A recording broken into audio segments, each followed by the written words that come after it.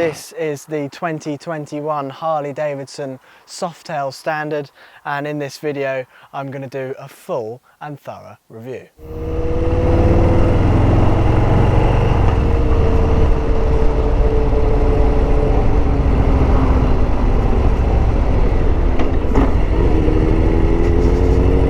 Go a bit faster over the bumps than he can. Many of you will know, if you've been watching the channel, this is my own personal bike. Now, the first thing I noticed when they released the Softail Standard is that it's got a stupid name. It's not a Softail Standard, it's a Street Bob, and I think it should have been called the Street Bob Classic, which I've said before in a previous video. The only difference is the fact that most of the finishes are either this brushed steel or aluminium, whatever you want to call it, and the chrome, whereas the Street Bob has that wrinkle black paint, which I don't like the look of personally. I know a lot of people do, but I prefer this look, and I think they've got the name all wrong. And the first thing people say when you say I've bought a Softail Standard is, oh, what a great base for customization. And I think, well, actually it looks amazing as it is. So I mean, obviously that's personal preference, but I do think the bike was marketed wrong.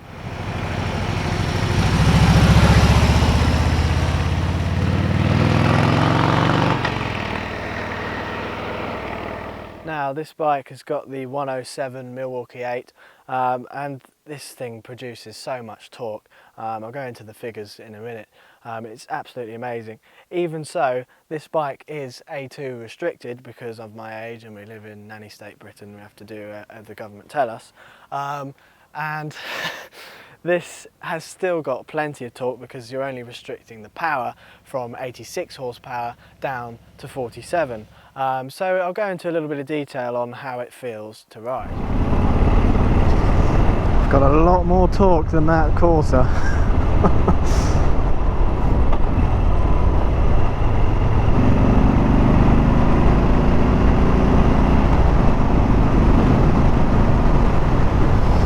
Yep, it's got plenty of grunt to overtake, and that's what you need. That's all Harley's all about.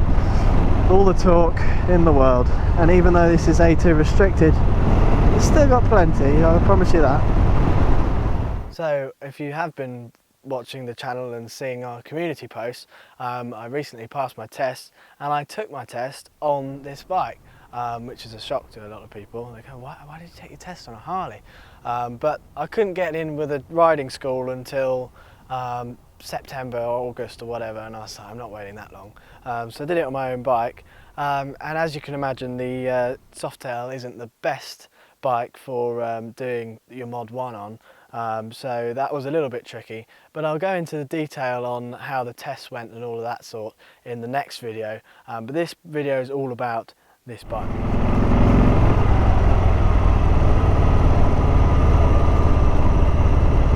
What do you think? Might turn the bloody indicators off. That is one thing I have noticed about this bike, or well, any of the Harleys, is that if you're not doing a sharp turn, you do need to remember to turn those indicators off, because otherwise you'll end up giving someone a false signal. You don't want that happening. The 107 that's in this bike produces 144 Newton meters of torque at 3,250 RPM, and that's the key figure with Harleys. It's all about the torque, as we go on about all the time. It's about low down grunt, and this has plenty of it, and it produces 86 horsepower at 5,020 RPM, and as this is an A2 restricted bike, it doesn't produce that figure. It produces 47, but once the restrictor comes off, when you turn of age to do that license, this thing is going to be another animal.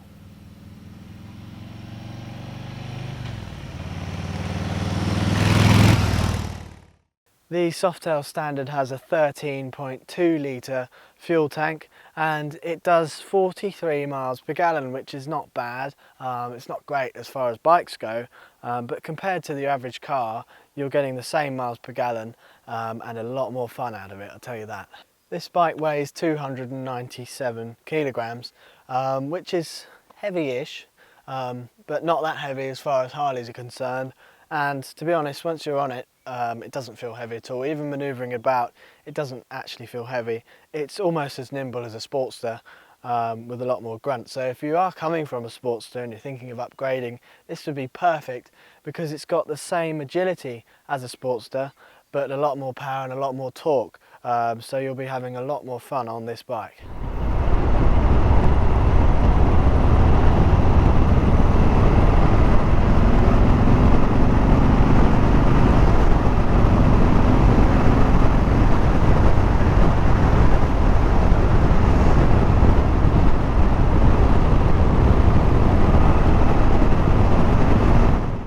We've come to the beautiful countryside in the middle of nowhere, and we might as well be in central London. There's about a car every 5 minutes. It's absolutely, well, less than that, every 5 seconds.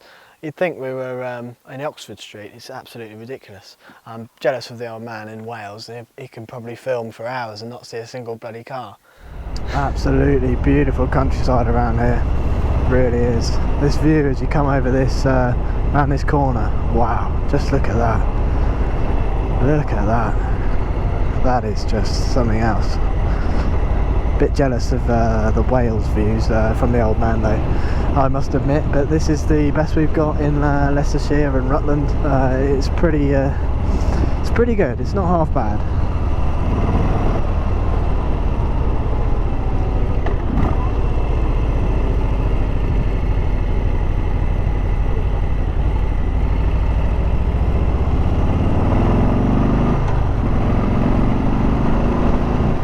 The Softail Standard has a rake of 30 degrees, a trail of 157 millimeters, and a wheelbase of 1,630 millimeters. And those three figures are what gives this bike its stability, its speed. It's very stable up at motorway speed, 70 miles an hour. It's absolutely fine. It can go on for ages, and you don't feel like you're unstable or twitchy. And obviously around the corners, it's not a racing bike, it's not going to be getting a knee down, but it is much more agile than a lot of the other Harleys, which is what I got drawn to with the Softail Standard. The seat height is 680 millimeters. I am 6'1", and I am on a slope, so it's a bit of a false view because I'd normally be at that angle, but you can see that this bike is absolutely fine for me. A lot of people say, oh, you want forward controls. No, I don't actually. I don't like forward controls. I don't really want my feet there. I'm quite happy with my feet here. I feel a little bit more in control of the bike, but that's just me. I can understand why people like forwards, but my first bike was an enduro bike, so it was very upright. So this feels much more natural to me. So if you are my height or taller, if you are taller, then fair enough, you would want forward controls. But for me, I think this is perfect. And if you're even 5'5", you'll be fine on this bike as well. The brakes on this bike are okay. You've got single disc on the front and rear. The stopping power is enough for what this bike is. It's not amazing, but it is all you need. As we said in the Street Bob 114 video, it's a safety feature. The suspension is very nice on this bike. It's nice and plush. It soaks up the bumps very well, so there's no problems there. The mirrors are okay. I'm reasonably broad, so I only see sort of half of what you can see in the mirror. You could get them under hanging or get some aftermarket ones that come further out. So that's very easily done. Harleys are very customizable, but as they are, for me, I find it hard to see out the back, out the rear view, out the back. It's not a car. But if you're someone who's a bit shorter and a little bit narrower, you'll be absolutely fine with these.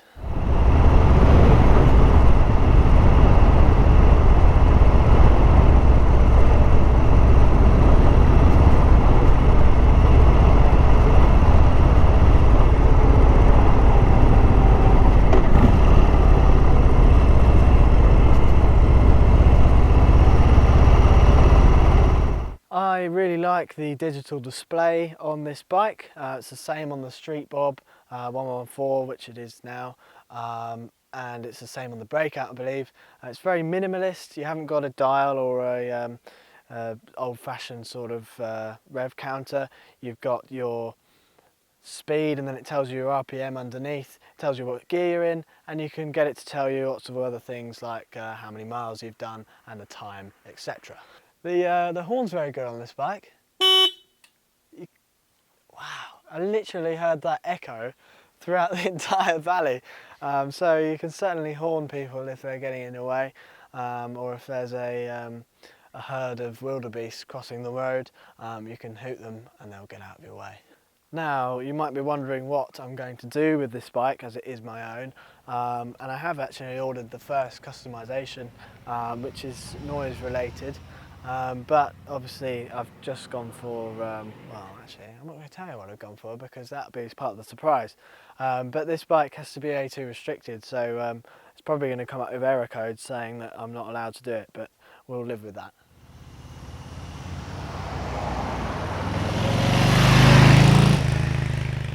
Another thing I want to do to this bike is put a rear seat on it. I'm thinking the same one that's on the Street Bob 114 now. It's nice and slick, it keeps in with the shapes of the bike, it doesn't look out of place. I think some seats look really big. I don't like the Saddleman seats that everyone loves. I think they're too big, but I'm probably going to get yelled at for that. And I also like the standard seat that is on this bike. I think it's perfectly comfortable enough. If you're going for really long journeys a lot of the time, you probably want to change it to something more comfortable, but that's fine.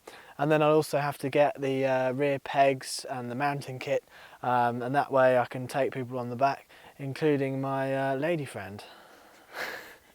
The 6-speed gearbox on the Harley is clunky, as they always are, which is a characteristic of the bike, and these bikes are full of character. When you put it in first gear, you get a big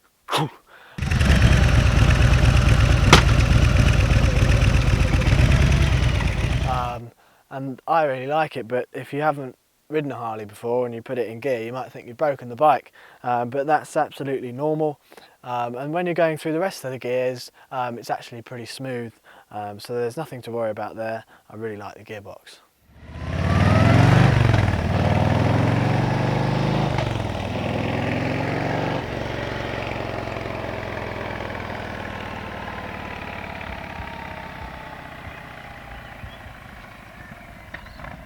They're always saying, oh bloody hell, another car, this is the 10th one.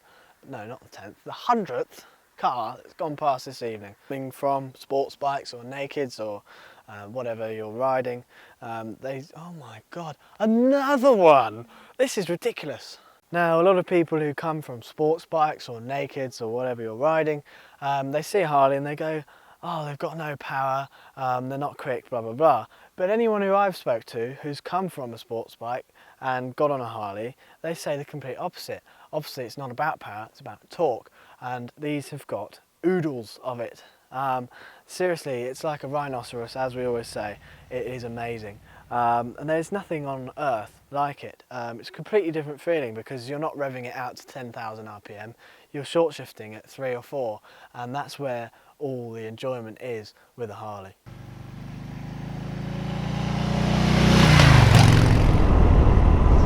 Another thing I've noticed is the engine braking is absolutely fantastic.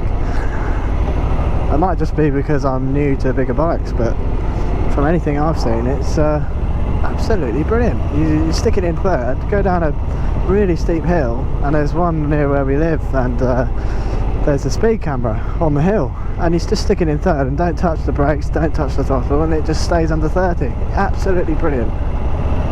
Now, with the bike being restricted, if you are 19 or whatever age you've taken your A2 license test at, and you're thinking of getting a big Harley like this, a 107, because you can't restrict the 114s, you'll probably be thinking, is it worth it, or should I just get an iron and restrict that because you're only restricting it by about 3 or 4 horsepower? And I'd say it is worth getting this. Even over a non-restricted iron, this has got way more oomph because of the amount of torque that it produces.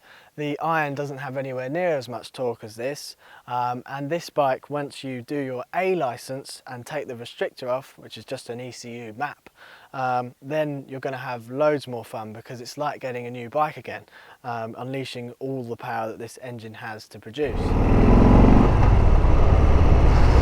Now, this bike, although it is A2 restricted, it low down up to sort of even up to 50, you don't really notice it. If you're keeping it below sort of 3.5, it's got plenty of grunt.